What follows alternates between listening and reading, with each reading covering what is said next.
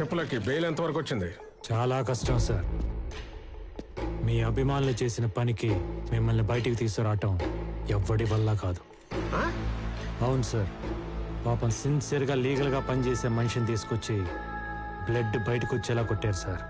ఆ కొడితే కొడితే ఏంటా, నేను మీ మనిషిని కాబట్టి మీరు ఇచ్చిన డబ్బులు తీసుకుని గమ్మునుంటా. కానీ అభిమానులు ఉండరు కదా. నీ అమ్మానులా? అవును సార్, ఈ రేంజ్కి మీకే అభిమానులు ఉంటే మరి నాకు ఉంటారు కదా.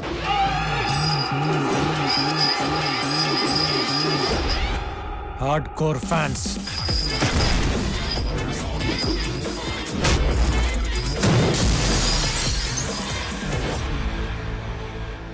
మిమ్మల్ని మీ వాళ్ళు ఎలా ఫాలో అవుతుంటారో మా వాళ్ళు కూడా మా నాన్న అలాగే అబ్జర్వ్ చేస్తూ ఉంటారు, సైలెంట్గా. మరంత ప్రేమున్న మా నాన్నే తీసుకొచ్చి కొడితే చూస్తూ ఊరుకుంటారా చెప్పండి?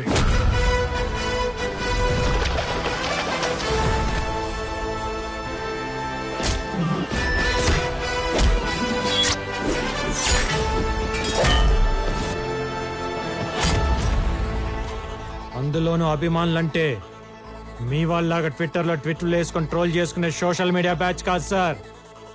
ఆంధ్ర నైజాం సీడెడ్ మాస్కా అమ్మ మొగుళ్ళు. నోట్లో పానేసుకొని షర్ట్ మడత పెట్టి దిగితే కట్అవుట్లు ఇరగాల్సిందే, ఫ్లెక్సీలు చిరగాల్సిందే.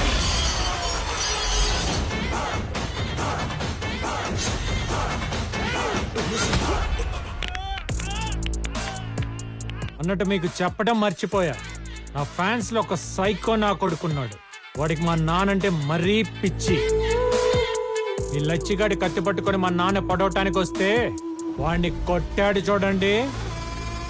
మీరు అలాగే లైన్లో ఉండండి సార్, చెప్తా.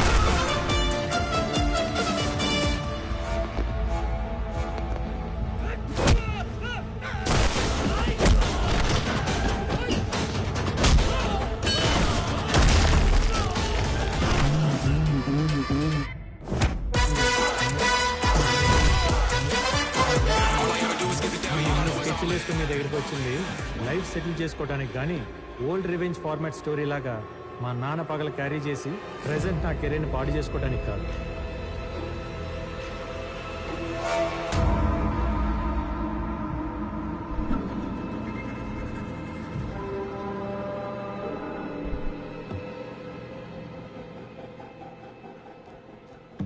ఏంటి అలా చూస్తున్నావు? వీడికి నాకు ఫ్లాష్ బ్యాక్లో ఫేస్ టు ఫేస్ ఇంత పరిచయం లేదు, ప్రెజెంట్లో పగ పుట్టించేంత గొడవలు లేవు. మరి ఇంత రివర్స్ అయ్యాడు ఏంటనా? మీకే కాదు, ఆయనకు కూడా సేమ్ ఫీలింగ్. కన్నా తండ్రిని కూడా చూడకుండా కోర్టులో అందరి ముందు అవమానించి బయటికి తోసేసిన కమర్షియల్ నా కొడుకు ఒంట్లో ఫాదర్ అంటే ఇంత ప్రేమ ఉందా అని, వీటిలో ఇన్ని ఎమోషన్స్ ఉన్నాయా అని. కదనా? నీకు విషయం చెప్పనా, మీ అందరికంటే నాకే ఎమోషన్స్ ఎక్కువ. కానీ అవన్నీ బయటికి కనిపించకుండా పైకి పైసల్ క్యాండిడేట్లా కవర్ చేసుకుంటూ తిరుగుతుంది ఈ డే కోసమే. ఎందుకో చెప్పనా? ఒక 9 ఏళ్ల కుర్రాడికి వాడి తండ్రి తోడుగా నిలబడి వాడి ఫ్యూచర్ గైడ్ చేయాల్సిన టైంలో వాడి తండ్రిని 10 ఏళ్ల పాటు డిప్రెషన్లోకి పంపించి ఆ పిల్లాడి లైఫ్తో ఆడుకున్నందుకు.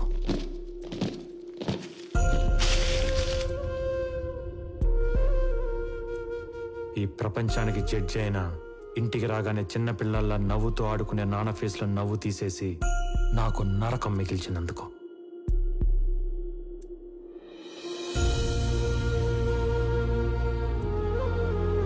రోజు 10 మందికి న్యాయం చేసే మనిషిని కిరాణా షాప్ పెట్టుకొని సామాన్లు మోసుకునే పొజిషన్కి తీసుకొచ్చినందుకు.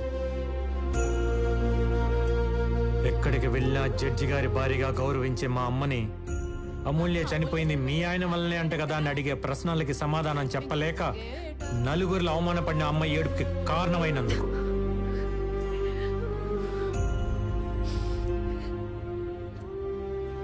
మర్చిపోలేని సంఘటనని పదే పదే గుర్తు చేసుకుంటూ దానికి కారణమైన నిన్ను ఏమీ చెయ్యలేక మత్తులో దాన్ని తుడిచేయాలని తాగుడికి బానిసై చెత్త కుప్ప పక్కన పడిపోతే అర్ధరాత్రి వెతుక్కుంటూ వెళ్ళి మా నాన్న చూడకూడన స్థితిలో చూసినప్పుడు నా గుండె ఎంత బద్దలైపోయి ఉంటుందో నీకు తెలుసా?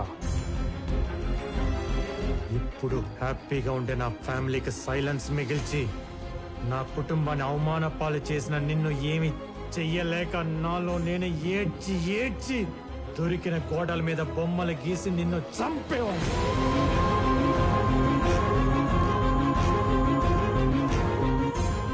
చిన్నతనం గురించి ఎవరికైనా చెప్పాలంటే కన్నీళ్లు, నిద్రలేని రాత్రులు, ఈ చేత్తో గీసిన చెత్త గీతలు తప్ప ఇంకేం మిగలకుండా చేశావు. స్వీట్ మెమరీగా ఉండాల్సిన నా చైల్డ్హుడ్ని ఒక పెయిన్ఫుల్ ప్యాథటిక్ స్టోరీగా మార్చేశావు.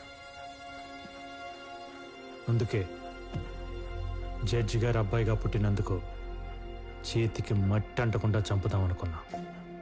టైం కోసం వెయిట్ చేశా. शैला बानो వచ్చింది. अपॉर्चुनिटी फाड़. बोलिए बानो जी, क्या चाहिए आपको इस कमर्शियल आदमी से? मैंने अपने हस्बैंड को मार दिया. నీదే తప్పు లేకపోయినా చంపడం అనేది క్రైమే. దానికి ఎంతో కొంత శిక్ష అనేది ఉంటుంది. నీ కూతురుతో నువ్వు లైఫ్ లాంగ్ హ్యాపీగా ఉండేలా ప్లాన్ చేస్తావు. నేను చెప్పినట్టు చెప్పు. అలా శైలా బానుని అమూల్యగా మార్చి దివాకరం ఇంటి ముందు దింపా. అదే రాత్రి బాడీని నీ ఫామ్ హౌస్ కి షిఫ్ట్ చేయించా. తప్పండి మనం ఏమైనా పర్మిషన్ తీసుకుని అఫీషియల్ గా చేస్తున్నావా ఏంటి? నీకున్న అమ్మాయిల పిచ్చికి దివాకరం దగ్గర ఉద్యోగం అడిగేలా చేసి నీ దగ్గరికి పంపించా. సార్ అమూల్య నీ చేతే పెళ్లి ప్రపోజల్ పెట్టించి నేను ఒప్పుకున్నాకే ఆ పెళ్లి జరిగేలా చేశా. కానీ ముందు అమ్మాయి కరెక్టో కాదో నేను చెక్ చేయాలి. కంగ్రాట్స్ సార్, నన్ను సెలెక్ట్ చేసిన మీ సెలెక్షన్ తప్పెలా అవుతుంది? మండపంలో ఇష్టం లేని పెళ్లి జరుగుతున్నట్టు మీడియా ముందు కలరింగ్ ఇప్పించా. ఫస్ట్ డే శోభనానికి రెడీ అయిన నిన్ను మా నాన్న వీడియో ప్లే చేయించి డైవర్ట్ చేశా. ఇంకేం కమ్ము అవుట్ అయిపోయింది అక్కడ.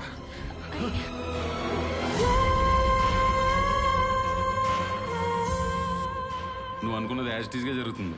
2 minutes లో లైవ్ టెలికాస్ట్. ఈ ప్రమాణ స్వీకారాన్ని నీ పతనానికి ముహూర్తంగా పెట్టి ప్రపంచానికి నిన్ను ఒక హంతకులా పరిచయం చేసి నిన్ను పూర్తిగా కార్నర్ చేశా.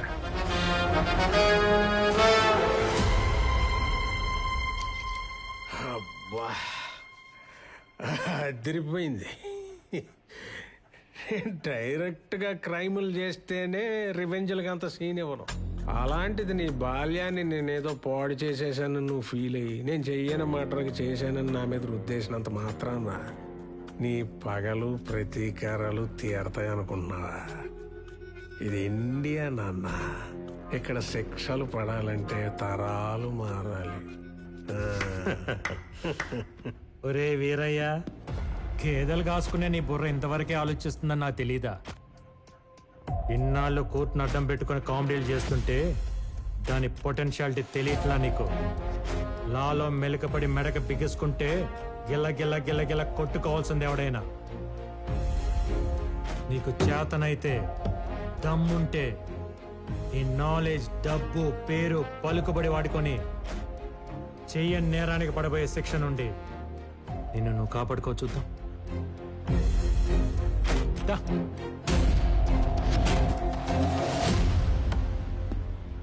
బాగుంది కదా, రెగ్యులర్ రివెంజ్ ఫార్మాట్ లో కొత్త లీగల్ పాయింట్. సమ్మగా ఉంది, మజా వస్తుంది. దా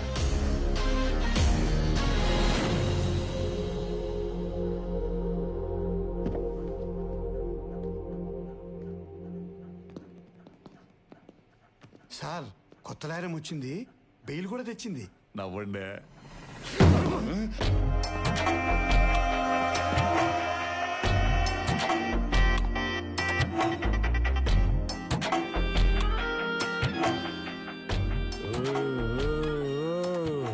ఏందా సౌండ్? మడిసి అన్నాక కుసింత కళాపోసన ఉండాలని డాడీ అంటుండేవారు. లేకపోతే మడిసికి గుడ్డికి తేడా ఎటు ఉంటుందని. ఆయన అన్న ఆ మాటను పట్టుకుని కనపడిన దాన్నల్లా కళాపోషణ చేసి చేసి చివరికి ఒక ఆవిడ పెట్టిన కేసులో ఇరుక్కుని లాయర్ని కలవడానికి వచ్చినాం. ఇప్పుడు ఆవిడనే గెలిగితే ఇలా కూడా మిగలవు సామే. లాయరా?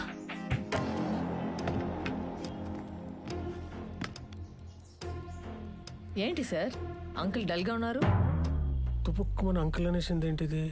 ఏం లేదమ్మే, ఈ కేసు గెలుస్తాడో లేదని చిన్న టెన్షన్. Why uncle? ఆ లాయర్ లకి సబ్మిట్ చేసిన విట్నెస్లు వింటే మీకే అర్థమైపోతుంది ఈ కేసులో ఎంత డెప్త్ ఉందో. అసలు నేను మర్డర్ చేస్తే కదా డెప్త్ లో విట్నెస్ లో ఉండడానికి. కానీ సబ్మిట్ చేశాడు కదా. మీ దగ్గర గిఫ్ట్ గా తీసుకున్న గోల్ఫ్ క్లబ్ తో శైలాబాను హస్బెండ్ ని మీరే కొట్టి చంపినట్టు అతని బ్లడ్ తో మేకప్ చేసి ఇంట్లో సేఫ్ గా దాచాడు. గోల్ఫ్ క్లబ్ ఉంటే గ్లవ్స్ కూడా ఉన్నాయి అంకుల్. మీరు లంచ్ చేశాక చేతులు తుడుచుకుని పారేసి టిష్యూస్ లాగా మర్డర్ అయ్యాక గ్లవ్స్ ని అక్కడే పాడేసినట్టు ప్రూఫ్ గా పెట్టాడు. పెట్టేస్తే నేను వెళ్ళినట్టు ఉండాలి కదా. దానికి మీ జుట్టు ఉంది కదా అంకుల్, మీ పెళ్లిలో కామెడీగా పీకిన హెయిర్ ని సైడ్ పాకెట్ లో భద్రంగా పెట్టుకుని డెడ్ బాడీ దగ్గర మీ డిఎన్ఏ లాగా డ్రాప్ చేశాడు. చేస్తే అయిపోద్దా? అవ్వదని తెలిసే మీ దగ్గర లాగిన డైమండ్ రింగ్ ని ఆ శవాన్ని పూడ్చి పెడుతూ పారేసుకున్నట్టు పోలీసులకి దొరికేలాగా చేశాడు. అర్థం కాల. అది అర్థం కావడానికే మీడియాను కూడా లాగాడు. ఇదే ఆ శైలా బాను హౌస్. శైలా బాను వాళ్ళ ఆయన్ని వివేక్ ఎలా చంపాడు మీకు కళ్ళకు కట్టినట్టు నేను చూపిస్తా. Follow me. ఇలా సైలెంట్ గా శైలా బాను ఇంటికి వచ్చి సోఫాలో కూర్చున్న వాళ్ళ ఆయన్ని ఇదే గోల్ఫ్ క్లబ్ తో కొట్టి కొట్టి చంపాడు. ఇలా రక్తపు మడుగులో పడి ఉన్న వాడి శవం ఎస్ నేనే చంపాను, నేనే చంపాను. చాలా అన్యాయం ఇది. ఇవన్నీ కనపడే విట్నెస్లు అయితే కనపడని ఎవిడెన్స్ ఎవరిదో తెలుసా? ఎవరు? అంజని ఏం చేశారు? కొంపతీసి ఆడంటావా ఏంటి? ఇప్పుడు వేసేసి పిల్లర్లో తోసేసా. ఇది ఎవరి వర్షను? వంశీదా, బాసుదా, లేదా అరవింద్ గారిదా? కాదు, నాది. రే అంజుబాబు, జాగ్రత్తగా బయలుదేరమ్మా. నేను ఫోన్ చేసి చెప్తేనే నా అభిమానులని సజీవ సమాధి చేశారు. నా దగ్గర ఇంకొక వర్షన్ ఉంది, డైరెక్టర్ది. మీరు చేసిన ఫోన్ కరెక్ట్, చెప్పిన మాటలు వాస్తవమే, కానీ అటేపు అంజని కొట్టి చంపలేదు. హలో సార్, వీడు పోయేలా ఉన్నాడు, ఒకసారి మాట్లాడండి. రే అంజుబాబు, జాగ్రత్తగా బయలుదేరమ్మా. నా ఖర్చులతో నా అభిమానులు సపోర్ట్ తీసుకొని నిన్ను సాగనంపుతున్నా. ఆ లక్కీకి మీరిచ్చిన విల్లాని చెక్ని క్యాష్ చేసి మీ అభిమానులకి పంచి కిడ్నాప్ అయిన క్యాండిడేట్ ని రాజాలాగా తీసుకెళ్లిపోయాడు.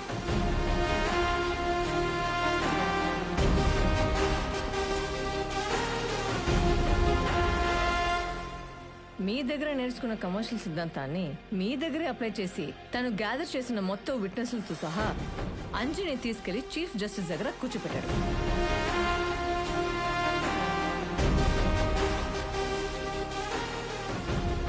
ఒక తండ్రిని గెలిపించడానికి కొడుకుగా ఇదంతా చేసిన ఒక లాయర్ గా లాని కూడా గెలిపించడానికి ఏ లాయర్ కూడా మీ కేసు టేకప్ చేయకుండా ఈ రోజు బార్ కౌన్సిల్లో అతని స్థాయిలో రిక్వెస్ట్ చేశాడు. ముఖ్యమంత్రిని కూడా చూడకుండా కేసులు పెట్టి కోర్టుకు ఎక్కించి బోన్లో నిలబెట్టి శిక్షలు వేసిన గొప్ప గొప్ప న్యాయవాదులున్న ఈ దేశంలో కేవలం జీతం మీద జీవితాంతం వాళ్ళు నమ్మిన సిద్ధాంతం కోసం బ్రతికి రిటైర్ అయిన సిన్సియర్ లాయర్స్ ఉన్న ఈ సిస్టమ్ లో రౌడీ వెదవులకు ఆపోనెంట్ గా నిలబడి నడి రోడ్లో ప్రాణాలు కోల్పోయిన హానెస్ట్ సర్టిఫికేట్స్ ఉన్న ఈ సొసైటీలో కరెన్సీ కక్కుర్తుపడే కమర్షియల్ లాయర్స్ కూడా ఉన్నారనేది నమ్మలేని పచ్చి నిజం. కాబట్టి ఎప్పుడు మనీ కోసమే పనిచేసే మనం అప్పుడప్పుడు మన సాక్షి నమ్మి పనిచేస్తా ఉంటున్నాం. ఒక మర్డర్ చేసి ధైర్యంగా మా లాయర్ చూసుకుంటాడనే స్టేజ్ నుండి ఏ లాయర్కి తెలిసిన తోలు తీస్తాడని ఎలా మార్పులు తెద్దాం అంటున్నాం. దానికి ఎగ్జాంపుల్ గా వివేక్ కేసును చూపిద్దాం అంటున్నాం. Politicians, business mans, Indian judicial system ఒక ఫ్రేమ్ లో బంధించి ఆడిస్తున్న ఈ కమర్షియల్ గేమ్ ని ఇంతటితో ఆపుదాం అంటున్నాం.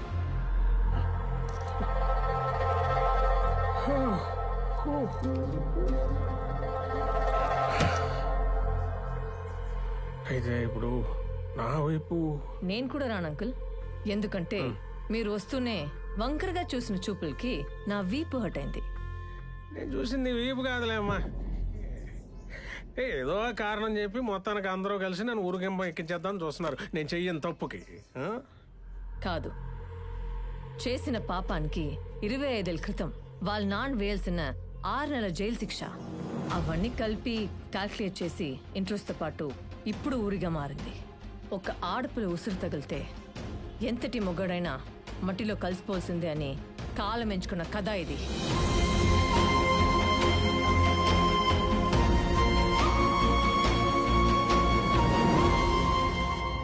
ఆడు చెప్పాల్సిన డైలాగ్ వెర్షన్ కూడా నువ్వే చెప్పేస్తున్నావు.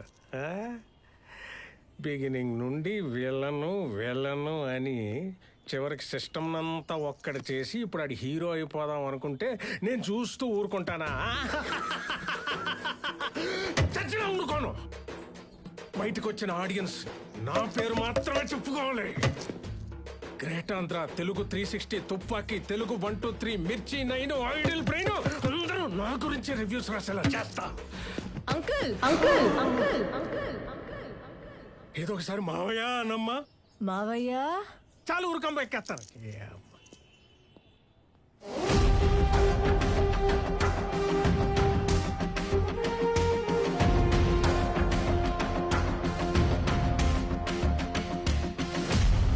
మిస్టర్ వివేక్, ఆవిడ వైపున ఆర్గ్యుమెంట్స్, విట్నెసెస్, ప్రూఫ్స్ చాలా బలంగా ఉన్నాయి.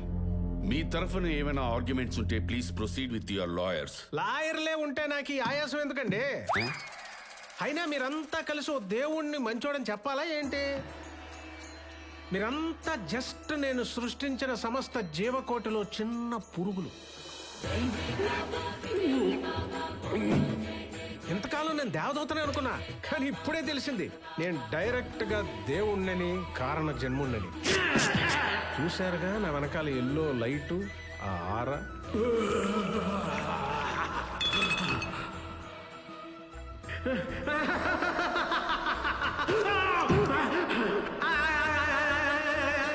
పాపం బాగా పేరుకుపోయినప్పుడు నేచర్ ఆ చెత్తనా కొడుకు చైనా వాడి సహాయంతో కరోనా వైరస్ సృష్టించి ఈ భూమి మీద పేరుకుపోయిన చెత్త, పొల్యూషన్ ని కొంత శాతం తగ్గించినట్టు నేను ఈ న్యాయ వ్యవస్థలో పేరుకుపోయిన కమర్షియల్ అనే వైరస్ ని నా వంతు తగ్గించడానికి ఈ పక్కా కమర్షియల్ లాయర్ లక్కీని సెలెక్ట్ చేసుకుని ప్రక్షాళన చేశాను. ఈ భూమి మీద నా అవతారాన్ని చాలించాల్సిన సమయం ఆసన్నమైంది. ఇక మీరు లేట్ చేయకుండా ఊరోగిరో వేసేసి నన్ను ఈ మానవ జన్మ నుంచి విముక్తి చేసేయండి. సాక్ష్యాధారాలన్నీ పరిశీలించిన తర్వాత అయ్యా సుభలాక్ సుధాకర్ గారు, మీరు ఆ తీర్పు చదివి ఈ దేవుడికి శిక్ష వేసి పాపాన్ని మూటకట్టుకోకండి. నా ప్రాణాలు తీసే పత్రాన్ని నేనే చదువుకుంటా. దాంతో పరిసమాప్తం. కానివ్వండి. సర్వే జనా సుఖినో భవంతు. నేనొక్కనే తప్ప.